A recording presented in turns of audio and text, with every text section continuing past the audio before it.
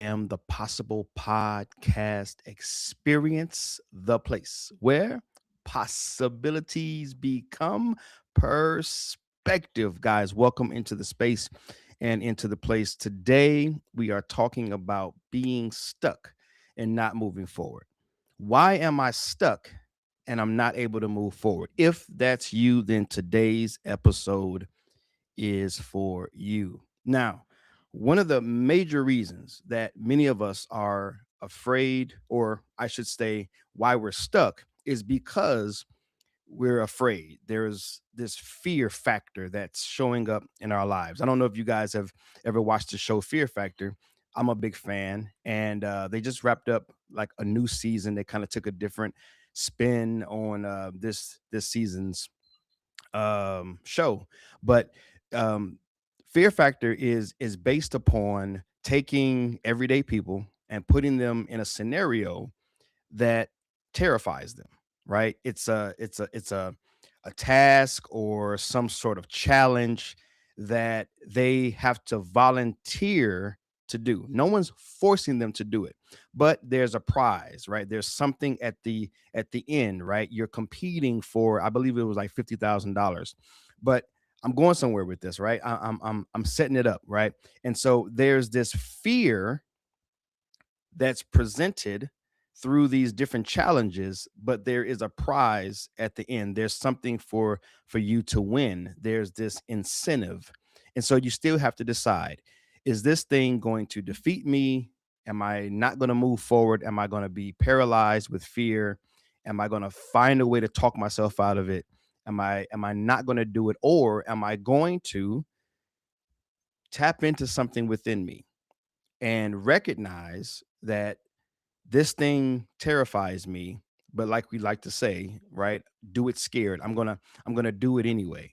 Um, that just kind of came to mind as I was going live. But that's not really what I wanted to share. But the idea is that you're stuck, you're not able to move forward, you're wondering why. And today we're going to talk about fear. We're going to talk about risk. I think that's one of the major reasons that we feel stuck in life. We know where we want to go, we know what we want to achieve, but there's something that is being presented, something in our way that terrifies us. And we got to be honest about that. We got to be real about that. There's something that scares us, the unfamiliar, the thing that you've never done before, the thing that you've never tried before. And you're not used to it, you're not comfortable with it, and you may doubt yourself, you may doubt your ability to do it, to be successful at it, whatever it might be. Something's coming up, and I wanted to share with you this very simple method that I've used, and I believe will be something very practical and something very easy for you to begin to use in your own life. I got my notes as I always do, want to educate. So I want to take you through a few things that I wrote down as I was thinking about how can I help someone who they know God's called them to do something, or they feel like God's called them to do something, or they just have a dream or a vision, or they've got a goal, or they've just got something that they want to do, whatever the context is for you, right? However you name it, however you frame it, whatever it looks like for you, there's something that you want to do, and it's something that you're able to do. You've got the capacity, you're capable of doing it, but you're froze, you're stuck, you're not moving forward.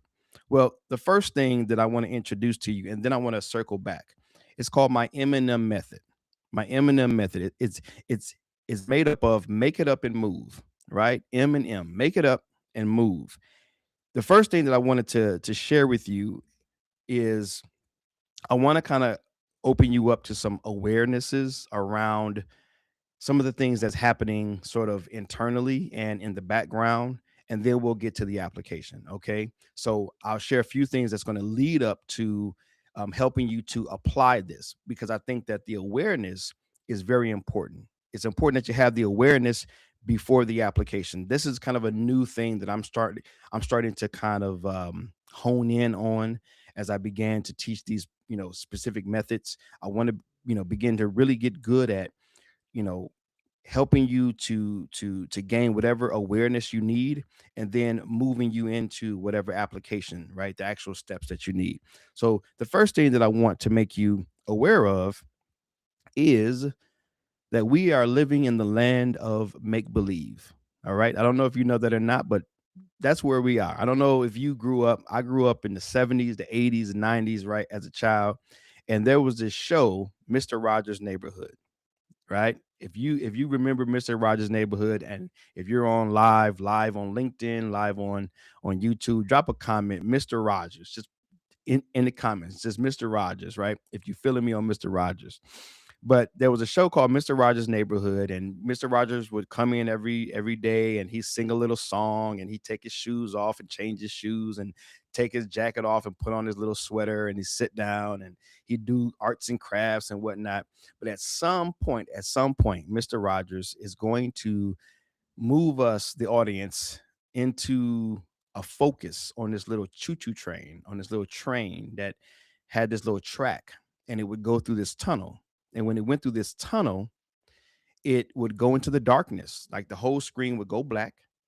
And then as it would open back up, we'd be in the land of make believe. And it was these little caricatures, right? These little puppets that would, be talking and whatnot. And they're in this fantasy land where everything is possible, anything is possible. And so the idea is that that's really what life is. Life is this land of make believe. We're making things up as we go along. If you really pause and you really think about and stick with me, this is all leading to this M&M method, right? This make it up and move method. If you really start to think about life, what's real? What's Now I get it, right? Because some of my audience, we're Christians, we're people of faith, we believe in God, we trust in God, and so there is this idea of truth and real and reality. But I want you to take your Christian hat off for a moment and just lean into this awareness. We're making things up. We're meaning makers. That's the second thing that I wanted to make you aware of, if you're not already aware of it. We are meaning makers. We make things up all day long. We are not living reality. We're living our interpretation of the environments and the events that are happening in our lives. When we see something, we interpret it through our own internal makeup.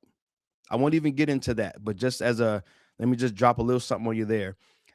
I'm learning through neuroscience that we don't even see the world as it's projecting inwardly.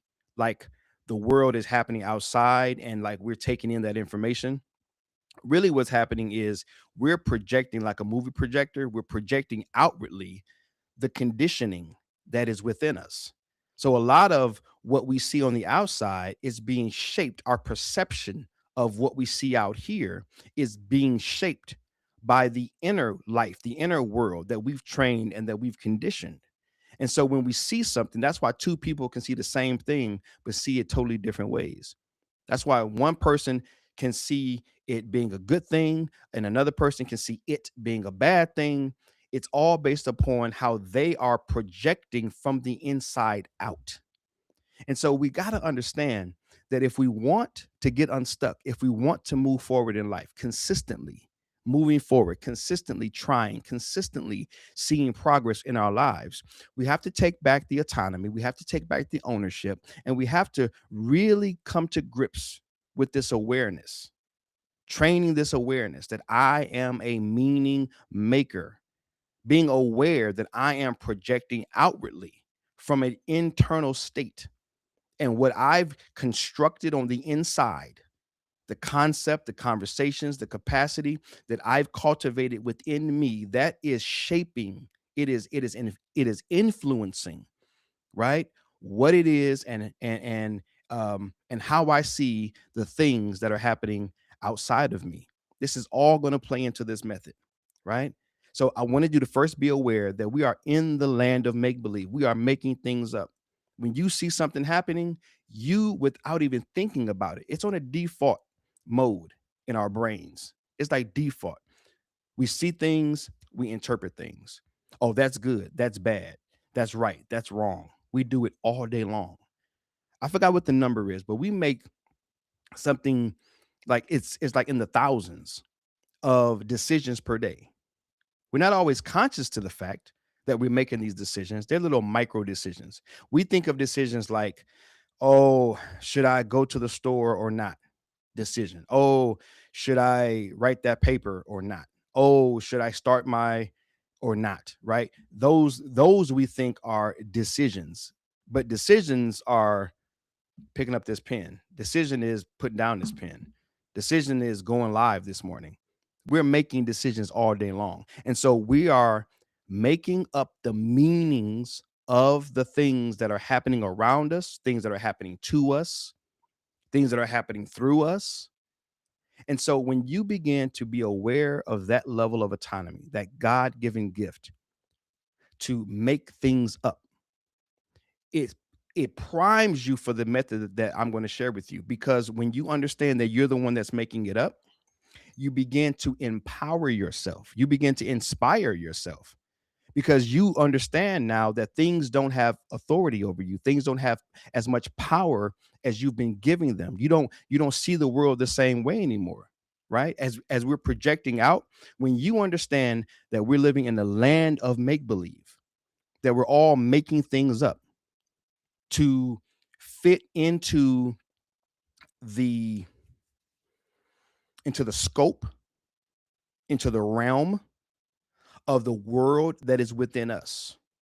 There's this world out here, but there's a world, a more impactful, a more influential world that's within here. And that world that's within here and here, that inner world, that's the one that's influencing this outer world to a greater degree. So when we understand that my inner life, my inner world is influencing my outer life, my outer world, it puts you in the driver's seat. It puts you back in a position where you can do life with God in a way that's empowering, that's inspiring, that's motivating, right? That gives life rather than draining life. Now you're not just pushing through, but you're thriving, not just surviving, right? And that leads me into my next awareness.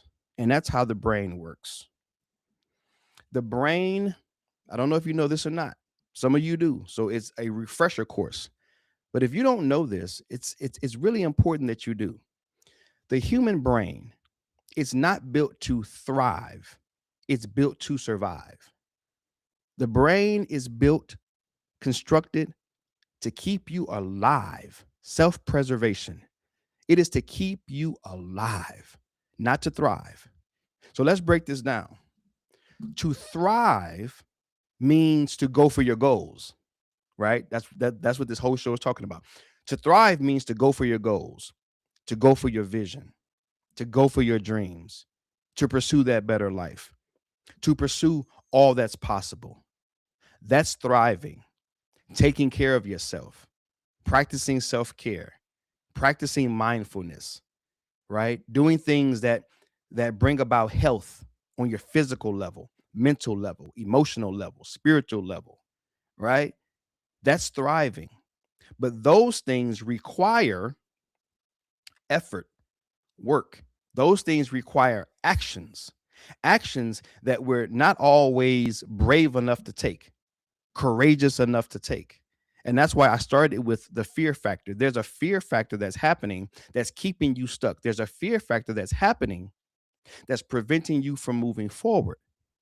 And now that you understand that there's a fear factor that's happening, you don't have to practice willpower. You don't have to practice something that's not going to work for you.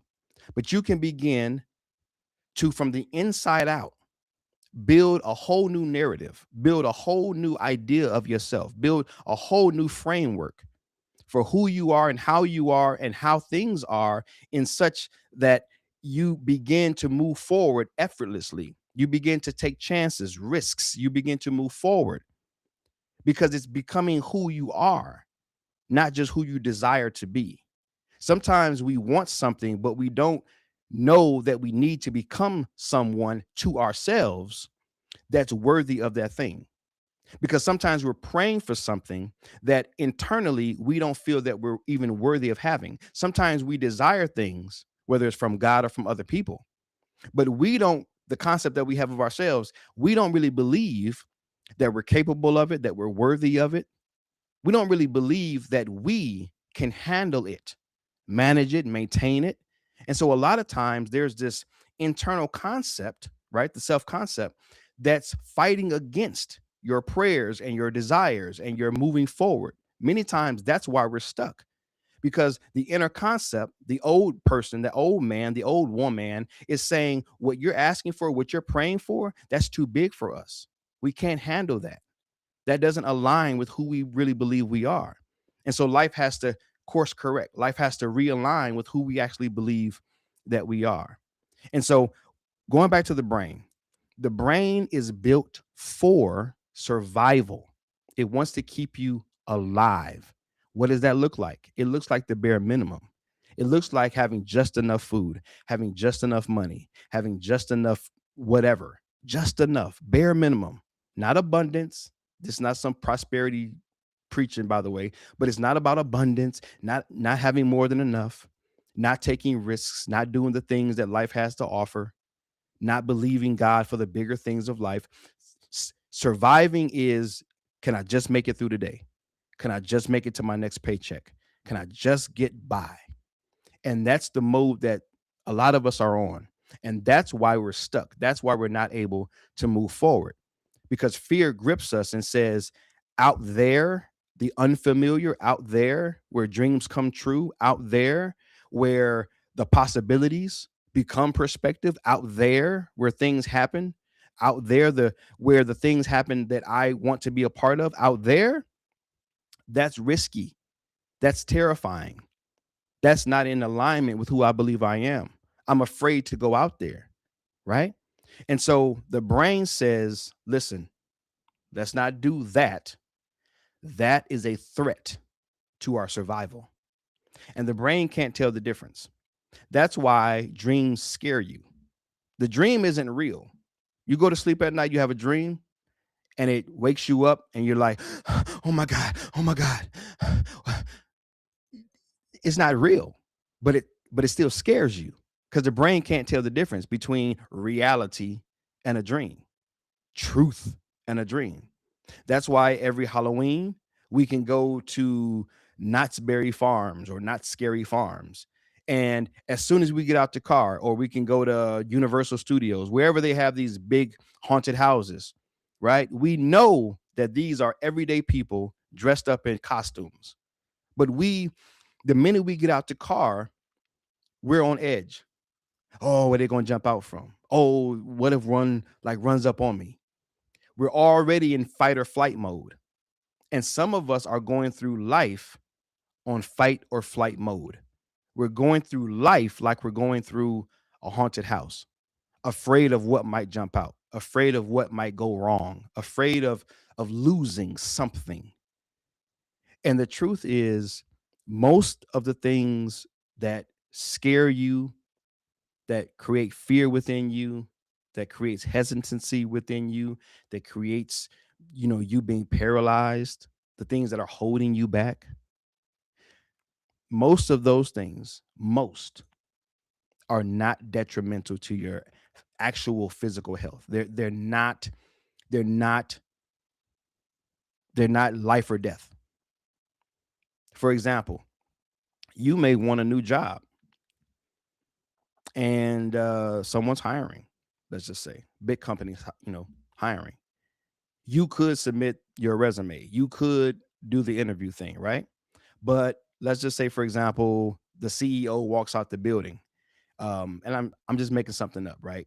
Like, it's like you want the new job, the CEO comes out the door, and you see the person. You could walk up to that person and say, "Hey, I'm in the market. I'm looking for a job. I heard that you guys have you know, a position open. I would love to apply, blah, blah, blah." That's well within your ability. But why wouldn't you do it? because there's this fear, there's this fight or flight, there's this hesitancy, there's this procrastination, there's this holding back. A part of that holding back is a threat to your brain. Your brain is saying that is overload. That is way too much to handle. I can't do that. That's going to that's going to embarrass me. That's going to something, right? You name it, you frame it. You know what that narrative is, and you know the situation in your own personal life.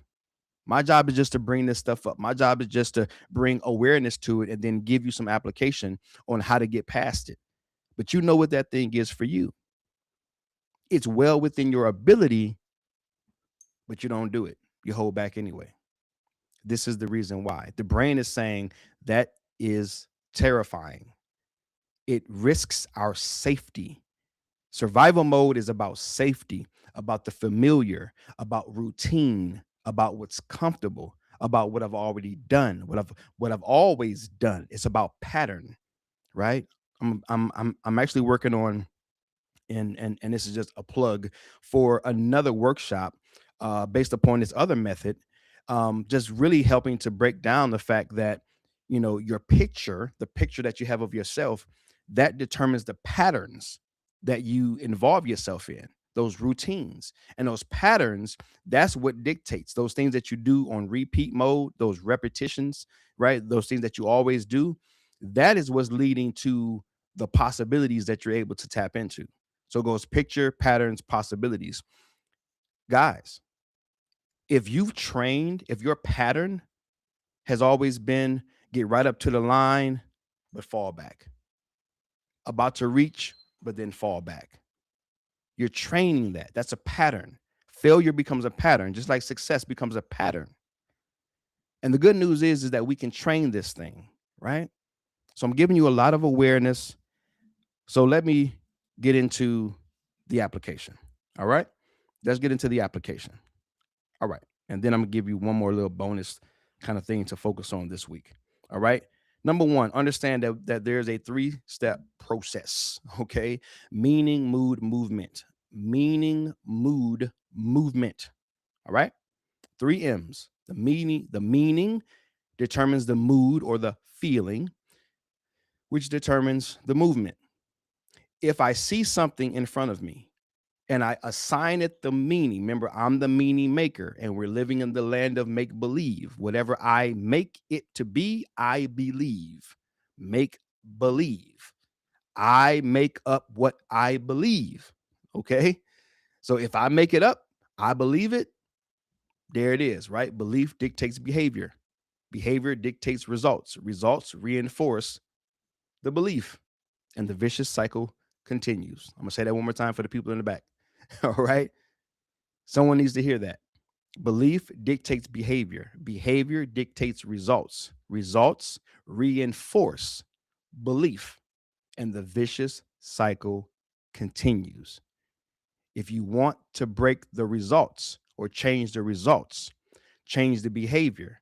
But if you want to change the behavior, change the belief.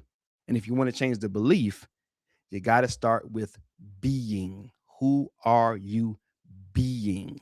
All right. That was a side note. So back to this: the meaning, the mood, the movement.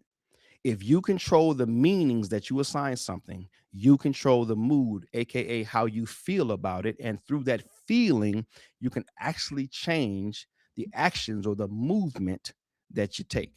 Because the problem that we're facing in this video, or what we're addressing in today's episode, is you're feeling stuck and you're not moving forward. You're stuck and you're not going after your goals. So the reason you're not is because you are afraid of something. Well, here's the good news, my friend.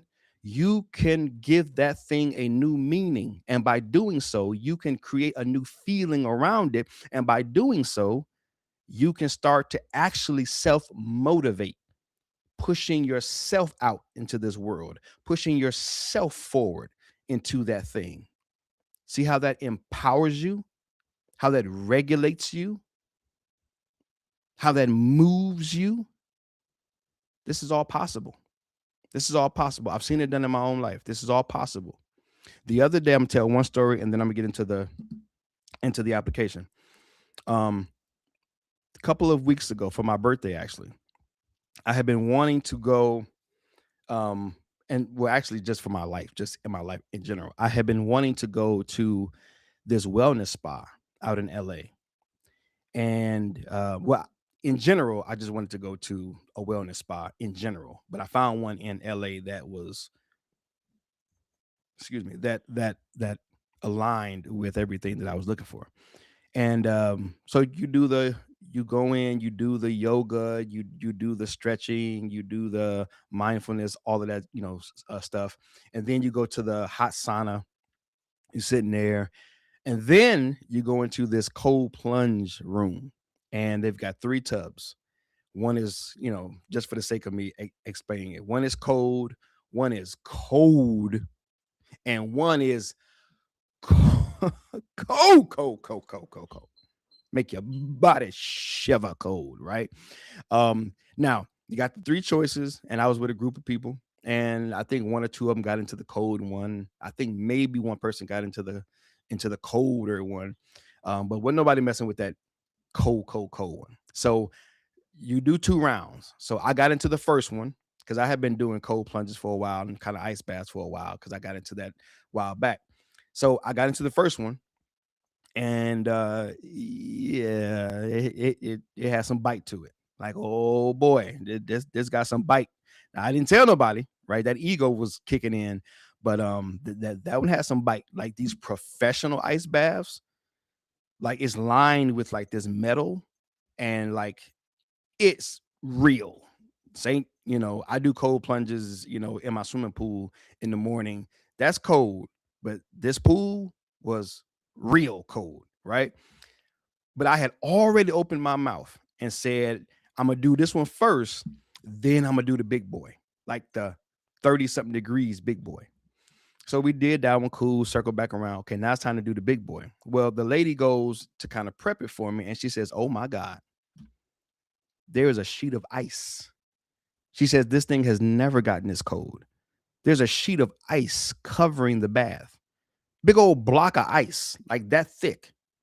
And I'm looking at it like, and there's a room full of, other folks. And it's like, they already know I said I was going to do it. So now they're like, they're like cheering me on, right? Excited to see me suffer. Right. And I'm like, yo, man, sheet of ice, huh? Oh my goodness. What have I gotten myself into? Right. That's what was going through my head. Like, oh boy, what, man, what I opened my mouth and got myself into. That was my initial default thought because I had never gone into anything that cold. Like that was real. Like it had a sheet of ice over it. Like this is for real, right? I'd done some other stuff, but this is for real. And so I actually applied this method that I'm going to show you. This make it up and move method. The first thing is I made it up in my mind. It's not killing me. This is not detrimental. It's an experience. Oh, it's real. But by all intents purposes, 99.9% of the time, right? I mean, everything's possible, but 99% of the time, I'm not going to die if I get into this water. It's like 33, 34 degrees, 35 degrees or something like that. I know it was in the low 30s because she says it's never gotten that cold before. I do remember it was like 30 something degrees. And I'm not gonna die. I'm gonna be cold. I might even be frostbitten, but I'm not gonna die. I made it up in my mind. I'm able to survive this. I'm able to do this. Is it may be extremely painful, uncomfortable, but it also has benefits. Remember, I started with fear factor. The fear is placed before you, the challenge, it's put before you, and it's going to challenge you, it's going to require something of you. However, there's benefit. In this case, she had already educated us, and I had already researched all the benefits of an ice bath. I know that I would feel amazing when I was done. I know that it that I'm going to have all these therapeutic benefits, and the ego is going to get stroked because I'm in front of all these people. Half of them are women, right? And it's like, yeah, like I'm not trying to impress them. Like, don't get that. Okay, that's not my point.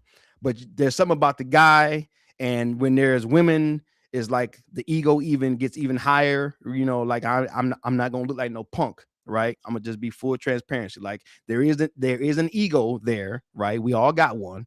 So some of that was there, right? But I began to, number one, say to myself, this is not detrimental to my health, which is actually the first part of this method. To realize that the challenge in front of you is not going to literally kill you. Remember, the brain does not know the difference between this is going to kill us and this is just uncomfortable. So you have to begin to talk to yourself. You have to begin to speak to yourself, right? That's why I go so hard on that concept conversation capacity. What you see in yourself determines what you say to yourself, which determines what you are able to sustain for yourself. And so in this moment, in real time, I saw myself as someone who could do this. So I said things to myself in alignment with someone who could do this. Thus, I created in real time the capacity to do this. And this will work for you as well. I'm living proof of it. And I'm not the only one that can benefit from this. And so I began to say to myself, okay, cool, this is not going to kill me. So what do? I get in. That's the second part. Make it up and move.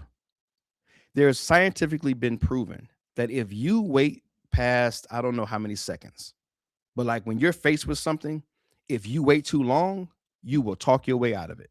You will find a way to shrink back. You have to take action within a given window of time.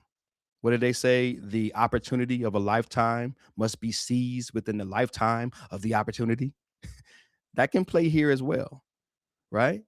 Your possibilities, they have a window of time. And if you take advantage of it and you move forward fast enough, right? Then you can do some amazing things in this world if you just move fast enough. So, because I understood this, because I've been doing this for some time, I just, okay, boom, this is not going to kill me. I am someone who can do this. Talk myself up, talk myself up, and I got in it before anything else. Because other folks were talking about, oh my God, that's so cold. Oh my God, a sheet of ice. How's he even going to get in there? Oh my God, oh my God. So I got in. Excuse me. The thing about getting in is once you're in, it's way harder to get out. Do you know what that looks like to put one leg in and then back out? There's something about it. Getting that one foot in, that one leg in, taking that one step, it creates momentum. And you find yourself, like me, neck deep in the possibilities. I slid my body on down in that frigid water. I sure did. And it was cold. I got some words, some adjectives that I could say, but boy, yikes. But then after about 40 seconds, I was there. Did it for like a minute, half. I'm there. 2 minutes. They cheering me on. They taking a video. I took a video of it to send to the family. Guys, just getting in. Make up, make up the meaning that you want that's going to be conducive to the feeling that you want to have. To be brave, to be whatever you need to be, right? I got this. I can do, yeah. This ain't nothing. I got this. Yeah. I'm able. Boom. Make up that meaning, move on it, get in there. And the other thing that I did was, and I think I already kind of started with it. I began to think about the reward. I began to think about the ego, how impressive I would look in front of others. I did. I'm gonna be honest with you. I started thinking about how good I would feel about myself, most importantly, right? All jokes aside, I was thinking about how proud I would be of myself. And that was motivating. How proud I would be of myself, right? I thought about that. And I thought about all of the therapeutic benefits because I paid for this. This was something that I paid for. So I put money into this. I want to get all that I can get. This wasn't free. So I began, all of that was working in real time, and it helped me to get into that situation. It was so freaking cold, and you can see it in the video, that the sheet of ice, I was actually resting my feet on the sheet of ice. Because normally when you go into these ice baths, your entire body, sink down into them, and you only can see your neck. Well, my feet were propped up because there was a sheet of ice that we had to break, and it was just floating on the top, and my feet, my ankles were just resting on top of this, block of ice. It was that cold. So I felt really dope about myself, and I applied this method. So let me walk you through it. All right. I wrote it down just the way that I wanted to explain it. This is what I want you to do this week. The next time you are afraid to move forward, the next time a challenge is in front of you and you want to hesitate, you want to back out, but you know your goals, your dreams, what you desire is on the other side of it. Here's what I want you to do. I want you to say this to yourself. Number one, this is not a threat. That's the first thing. Acknowledge it. Say it out loud. Call out your name and then say, this is not a threat. Treveal, this is not a threat to my physical survival. By doing this, I am not going to die. Right? Just acknowledging that. Right? And then giving it a meaning. If I do this, it means that I'm brave. If I do this, it means that I'm courageous. If I do this, it means I get to be proud of myself. If I do this, I might get the job. I might get to this. I might get to that. If I do this, God might be able to bless me to actually have this or to actually have that. Make it up, man. And then move on it. Take a freaking action. Don't wait. Just move. Make it up and move. You will be surprised that the more you do this, the easier it becomes. I want you to say to yourself, not only is this a threat, I want you to also say to yourself, I give myself permission to try. I give myself permission to try. Don't add nothing else to it. Don't add nothing else to that sentence. I give myself permission to try. Talk to yourself. Tell yourself, I give myself permission. You're able to say those things because you started with, this is not a threat. I'm not going to die. Brain, listen up. This is not a threat to our survival. And because it ain't a threat, I give myself permission to try. Boom. And then move the physical body. Right? As just that, like a domino. This is not a threat. That's the first domino. This is not a threat. Second domino. I give myself permission to try. That's the second domino. Third domino, move your body. Take an action. Move physically. Whatever that looks like. Take an action. And I want you to remember and to think about, and here it is, I wrote it down, focus on the feeling of being the person who tries. Focus on the feeling. Remember, meanings, moods, movement. Focus on the feeling. The more you focus on the feeling, the less you focus on the fear of whatever is in front of you. Come on, David. Come on, David. I'm sure Goliath was intimidating, terrifying. I'm sure. But in my, as we say, in my sanctified imagination, I could imagine David salivating. I could imagine David visualizing, fantasizing, about the reward. Yeah, this big sucker is in front of me. Oh, this is crazy. Because he had no guarantee. Sometimes we read that story, David and Goliath, like David had a guarantee. David did not. There's nowhere in the Bible where it was written David had a guarantee that he was going to win. David just had the courage. He had the self-talk. He had the self-concept. He had the capacity to take an action. But he wasn't guaranteed. He go up there with a little slingshot. He wasn't guaranteed. Certainly wasn't guaranteed to hit him right in the head. But the possibilities were on the other side of his action because David took the action, but I'm sure he was thinking about the reward. And that helped in the process. You even read the word when David was talking about who is this uncircumcised Philistine? Who is this? He's already doing the internal dialogue. There's your proof. There's your biblical proof. That is a glimpse into the very thing that I'm talking about. That was internal dialogue. That was the self-talk. That was the conversations that I preach about and teach about on this platform all the time. He's like, yo, man, who is this dude? Because who he felt he was a shepherd of the Lord's. Who he felt he was God's man. See how that works? The concept, the conversation, the capacity. The Bible is proving my method, right? I didn't even make that connection until right now, real time today, whatever today is. I ain't got my watch on, but like today.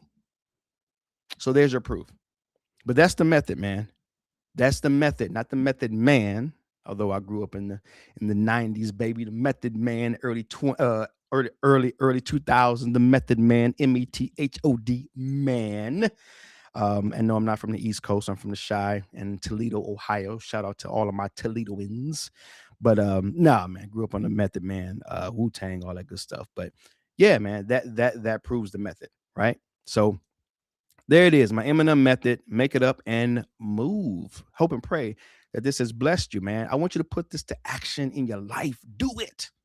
Watch this as many times as you need to watch it. Go and do this. Practice this. Remember, whatever you repeat, you reinforce. Will it be easy the first time? Probably not. Will it be easy the second time? Probably not. Will it be easy the third time? Probably not. Doesn't matter. So what? This is your life. And as far as we know, we only got one, at least on this side of glory. So make the best of it. Don't cheat yourself. Treat yourself, right?